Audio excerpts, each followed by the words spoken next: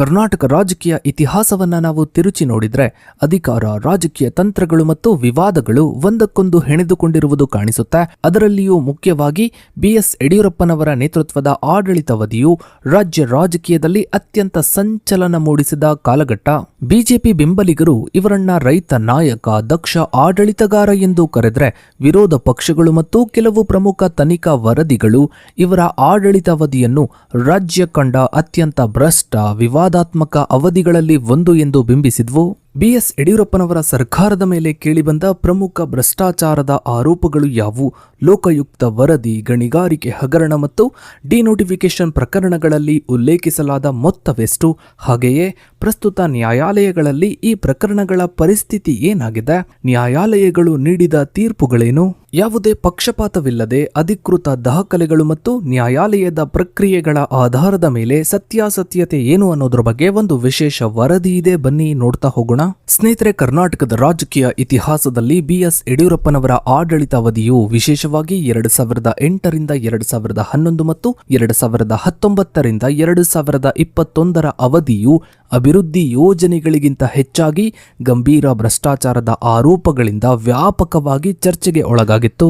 ರಾಜ್ಯದ ಆಡಳಿತ ಯಂತ್ರದಲ್ಲಿ ಕಾರ್ಯನಿರ್ವಾಹಕ ಅಧಿಕಾರದ ದುರ್ಬಳಕೆ, ಪ್ರಾಕೃತಿಕ ಸಂಪನ್ಮೂಲಗಳ ಅಕ್ರಮ ಬಳಕೆ, ನಗರಾಭಿವೃದ್ಧಿ ಪ್ರಾಧಿಕಾರಗಳ ಭೂಸ್ವಾಧೀನ ಪ್ರಕ್ರಿಯೆಯಲ್ಲಿನ ಹಸ್ತಕ್ಷೇಪ ಹಾಗೂ ತುರ್ತು ಸಂದರ್ಭಗಳ ಸಾರ್ವಜನಿಕ ಖರೀದಿಯಲ್ಲಿ ನಡೆದಂತಹ ಅಕ್ರಮಗಳು ಇವರ ಸರ್ಕಾರವನ್ನ ಅತಿ ಭ್ರಷ್ಟ ಆಡಳಿತ ಎಂದು ವಿರೋಧ ಪಕ್ಷಗಳು ಮತ್ತು ನಾಗರಿಕ ಸಮಾಜ ಕರೆಯಲು ಮುಖ್ಯ ಕಾರಣವಾದವು. ಈ ಆಡಳಿತಾವಧಿಯಲ್ಲಿ ಹೊಮ್ಮಿದ್ದ ಭ್ರಷ್ಟಾಚಾರದ ಸ್ವರೂಪವು ಮುಖ್ಯವಾಗಿ ಬಳ್ಳಾರಿಯ ಕಬ್ಬಿಣದ ಅದಿರು ಗಣಿಗಾರಿಕೆಯಲ್ಲಿ ನಡೆದ ವ್ಯಾಪಕ ಆಡಳಿತಾತ್ಮಕ ಅಕ್ರಮಗಳು, ಬೆಂಗಳೂರು ನಗರದ ಕೋಟ್ಯಾಂತರ ರೂಪಾಯಿ ಮೌಲ್ಯದ ಸರ್ಕಾರಿ ಭೂಮಿಯ ಅಕ್ರಮ, ಡಿನೋಟಿಫಿಕೇಶನ್ ಮತ್ತು ಲಾಕ್ಡೌನ್ ಸಂದರ್ಭದಲ್ಲಿ ಜೀವ ರಕ್ಷಕ ವೈದ್ಯಕೀಯ ಉಪಕರಣಗಳ ಖರೀದಿಯಲ್ಲಿ ನಡೆದ ದುರ್ಬಳಕೆ ಎಂಬ 3 ಪ್ರಮುಖ ಘಟ್ಟಗಳಲ್ಲಿ ಗೋಚರಿಸುತ್ತದೆ. ಸ್ನೇಹಿತರೆ, ಯಡಿಯೂರಪ್ಪ ಅವರ ಆಡಳಿತಾವಧಿಗೆ ಸಂಬಂಧಿಸಿದ ಪ್ರಮುಖ ಭ್ರಷ್ಟಾಚಾರದ ಪ್ರಕರಣಗಳು, ಅವುಗಳಲ್ಲಿ ತೊಡಗಿರುವ ಅಂದಾಜು ಮೊತ್ತ, ಮುಖ್ಯ ಆರೋಪಗಳು ಹಾಗೂ ನ್ಯಾಯಾಲಯಗಳಲ್ಲಿ ಅವುಗಳ ಪ್ರಸ್ತುತ ಕಾನೂನು ಸ್ಥಿತಿಗತಿಗಳನ್ನ ಗಮನಿಸ್ತಾ ಹೋದ್ರೆ, ಮೊದಲನೇದಾಗಿ ಬಳ್ಳಾರಿ ಅಕ್ರಮ ಗಣಿಗಾರಿಕೆ ಹಗರಣ. ಲೋಕಾಯುಕ್ತ ವರದಿ ಅಂದಾಜು ಹಣಕಾಸಿನ ಪ್ರಮಾಣ 16,085 ಕೋಟಿ. ಮುಖ್ಯ ಆರೋಪಗಳ ಸ್ವರೂಪ: ಗಣಿಗುತ್ತಿಗೆಗೆ ಮಂಜೂರಾತಿ, ನಿಯಮ ಬಾಹಿರ ರಫ್ತು ಮತ್ತು ರಾಜ್ಯ ಬೊಕ್ಕಸಕ್ಕೆ ರಾಜಧನ ವಂಚನೆ. ಪ್ರಸ್ತುತ ನ್ಯಾಯಾಂಗ ಮತ್ತು ತನಿಖಾ ಸ್ಥಿತಿಗತಿಯನ್ನ ಗಮನಿಸಿದ್ರೆ 2011ರಲ್ಲಿ ಯಡಿಯೂರಪ್ಪ ರಾಜೀನಾಮೆಯನ್ನ ನೀಡಿದ್ರು. ಕರ್ನಾಟಕ ಹೈಕೋರ್ಟ್ 2012ರಲ್ಲಿ ವರದಿಯ 22ನೇ ಅಧ್ಯಾಯ ಹಾಗೂ ಪ್ರಾಸಿಕ್ಯೂಷನ್ ಮಂಜೂರಾತಿಯನ್ನ ರದ್ದುಗೊಳಿಸಿತು. ಇನ್ನು ಎರಡನೆಯದಾಗಿ ಜಿಂದಾಲ್ ಪ್ರೇರಣಾ ಟ್ರಸ್ಟ್ ಲಂಚ ಪ್ರಕರಣ. CBI 40 ಕೋಟಿ ಸೌತ್ ವೆಸ್ಟ್ ಮೈನಿಂಗ್ ಕಂಪನಿಯಿಂದ ಪ್ರೇರಣಾ ಟ್ರಸ್ಟ್ಗೆ 20 ಕೋಟಿ ದೇಣಿಗೆ ಹಾಗೂ ರಾಚೇನಹಳ್ಳಿ ಜಮೀನನ್ನು 20 ಕೋಟಿಗೂ ಅಧಿಕ ದರದಲ್ಲಿ ಖರೀದಿ. ವಿಶೇಷ CBI ನ್ಯಾಯಾಲಯವು 2016ರ ಅಕ್ಟೋಬರ್ 26ರಂದು ಆರೋಪ ಸಾಬೀತುಪಡಿಸಲು ಪ್ರಾಸಿಕ್ಯೂಷನ್ ವಿಫಲವಾಗಿದೆ ಎಂದು ಯಡಿಯೂರಪ್ಪ ಸೇರಿದಂತೆ 13 ಜನರನ್ನ ಖುಲಾಸೆಗೊಳಿಸಿತು. ಮೂರನೆಯದಾಗಿ ಆಲಂ ಪಾಷಾ ಭೂ ಡಿನೋಟಿಫಿಕೇಶನ್ ಪ್ರಕರಣ. 8.64 ಕೋಟಿ ಸರ್ಕಾರಿ ಶುಲ್ಕ ನಷ್ಟ. ದೇವನಹಳ್ಳಿ ಹೂವಿನ ನಾಯಕನಹಳ್ಳಿಯಲ್ಲಿ 20 ಎಕರೆ ಜಮೀನನ್ನು ಅಕ್ರಮವಾಗಿ ಡಿನೋಟಿಫೈ ಮಾಡಿ ಖಾಸಗಿಯವರಿಗೆ ಅನುಕೂಲ ಕಲ್ಪಿಸಿದ್ದು. ಇನ್ನು ಈ ಒಂದು ಪ್ರಕರಣಕ್ಕೆ ಸಂಬಂಧಪಟ್ಟ ಹಾಗೆ ಹೈಕೋರ್ಟ್ ಕೇಸ್ ಮರುಜೀವಗೊಳಿಸಿದ ನಂತರ ಸುಪ್ರೀಂ ಕೋರ್ಟ್ ತಡೆ ನೀಡಿದ PC ಆಕ್ಟ್ ಸೆಕ್ಷನ್ 17A ಸಮ್ಮತಿಯ ವಿಚಾರವಾಗಿ ಏಪ್ರಿಲ್ 2025ರಲ್ಲಿ ಸುಪ್ರೀಂ ಕೋರ್ಟ್ ತೀರ್ಪು ಕಾಯ್ದಿರಿಸಿದೆ. ಇನ್ನು ನಾಲ್ಕನೆಯದಾಗಿ BDA ವಸತಿ ಯೋಜನೆ ಲಂಚದ ದೂರು ಪ್ರಕರಣ ತನಿಖಾ ಹಂತದಲ್ಲಿದೆ.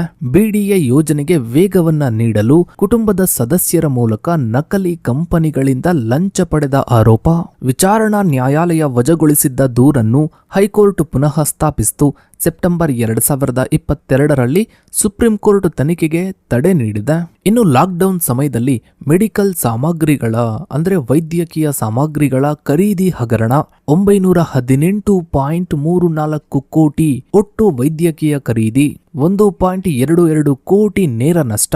ಯಾವುದೇ ರೀತಿಯ ಟೆಂಡರ್ ಇಲ್ಲದೆ ಚೀನಾದ ಸಂಸ್ಥೆಗಳಿಂದ 3 ಲಕ್ಷ PPE ಕಿಟ್ಗಳನ್ನ ಗರಿಷ್ಠ ದರದಲ್ಲಿ ಅಂದ್ರೆ 2117ಕ್ಕೆ ಕಿಟ್ಟಂಗೆ ನೇರ ಖರೀದಿ ಮಾಡಿದ್ದು. ಜಸ್ಟಿಸ್ ಡಿ ಕುನ್ಹಾ ಆಯೋಗವು ಪಿಸಿ ಆಕ್ಟ್ ಅಡಿಯಲ್ಲಿ ಪ್ರಾಸಿಕ್ಯೂಷನ್ಗೆ ಶಿಫಾರಸು ಮಾಡಿದ ನವೆಂಬರ್ 2024ರಲ್ಲಿ ರಾಜ್ಯ ಸರ್ಕಾರವು ಐಜಿಪಿ ನೇತೃತ್ವದ ಎಸ್ಐಟಿಗೆ ತನಿಖೆಯನ್ನ ವಹಿಸಿದೆ. ಸ್ನೇಹಿತರೆ, 2011ರ ಜುಲೈನಲ್ಲಿ ಲೋಕಾಯುಕ್ತ ನ್ಯಾಯಮೂರ್ತಿ ಸಂತೋಷ್ ಹೆಗಡೆಯವರು ಸಲ್ಲಿಸಿದ್ದ ಸುದೀರ್ಘ ತನಿಖಾ ವರದಿಯು ಕರ್ನಾಟಕದ ರಾಜಕೀಯ ಮತ್ತು ಆಡಳಿತ ಯಂತ್ರದಲ್ಲಿದ್ದ ಅಕ್ರಮ ಗಣಿಗಾರಿಕೆಯ ಕರಾಳ ಮುಖವನ್ನ ಬಯಲಿಗೆಳೆಯಿತು.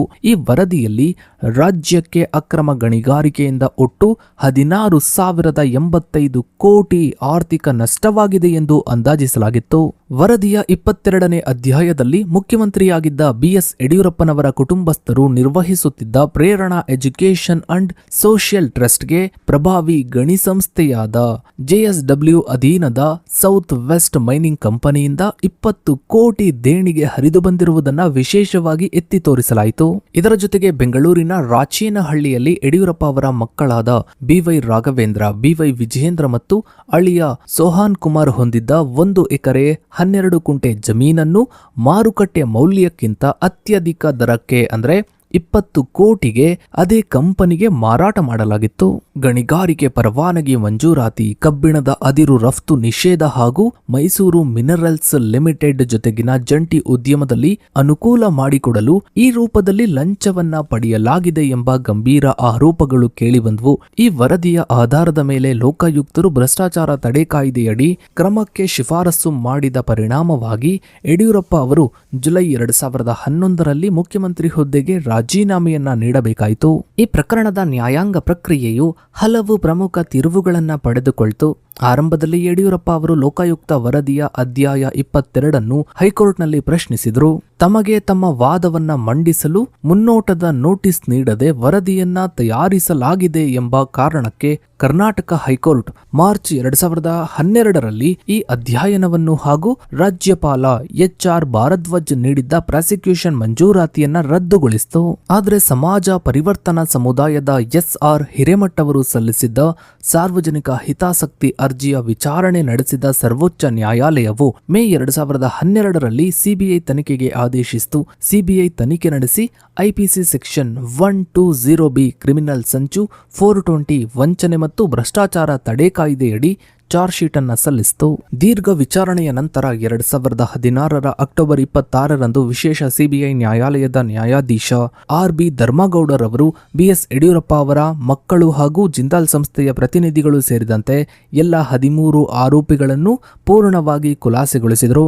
ಕೇವಲ ಸಂಶಯ ಅಥವಾ ಊಹೆಗಳ ಆಧಾರದ ಮೇಲೆ ಕ್ರಿಮಿನಲ್ ಗೂಢಾಲೋಚನೆ ಸಾಬೀತಾಗುವುದಿಲ್ಲ ಮತ್ತು ಅಧಿಕೃತ ಅನುಕೂಲ ಮಾಡಿಕೊಡಲು ಈ ಹಣವನ್ನ ಲಂಚವಾಗಿ ನೀಡಲಾಗಿದೆ ಎಂಬುದಕ್ಕೆ ಪ್ರಾಸಿಕ್ಯೂಷನ್ ಸ್ಪಷ್ಟ ಹಾಗೂ ಅಗತ್ಯ ಸಾಕ್ಷ್ಯಾಧಾರಗಳನ್ನು ಒದಗಿಸುವಲ್ಲಿ ವಿಫಲವಾಗಿದೆ ಎಂದು ನ್ಯಾಯಾಲಯ ತನ್ನ ತೀರ್ಪಿನಲ್ಲಿ ಸ್ಪಷ್ಟಪಡಿಸಿತು. ಇನ್ನು ಕರ್ನಾಟಕದಲ್ಲಿ ಒಂದು ಬಲಿಷ್ಠ, ನಿಷ್ಪಕ್ಷಪಾತ, ಒಂದು ಸಮರ್ಥವಾದಂತಹ ಆಡಳಿತವನ್ನ ನಡೆಸಿದ ಬಿಎಸ್ ಯಡಿಯೂರಪ್ಪನವರು ಸದ್ಯಕ್ಕೀಗ ತಮ್ಮ ನಿವೃತ್ತಿ ಜೀವನವನ್ನ ಕಳೀತಾ ಇದ್ದಾರೆ. ಮುಂದಿನ ದಿನಗಳಲ್ಲಿ ಇವರ ಮಗನಾದ ಬಿವೈ ವಿಜಯೇಂದ್ರ ಅವರು ರಾಜ್ಯದ ಆಡಳಿತವನ್ನ ಅಂದ್ರೆ ಮುಂದಿನ ದಿನಗಳಲ್ಲಿ ಮುಖ್ಯಮಂತ್ರಿಯಾಗಿ ಕರ್ನಾಟಕವನ್ನ ಮತ್ತೊಂದು ಲೆವೆಲ್ಗೆ ತೆಗೆದುಕೊಂಡು ಹೋಗಬೇಕು ಅಂತ ಬಿಜೆಪಿ ಬೆಂಬಲಿಗರು ತುಂಬಾ ಉತ್ಸಾಹದಿಂದ ಕಾಯ್ತಾ ಇದ್ದಾರೆ.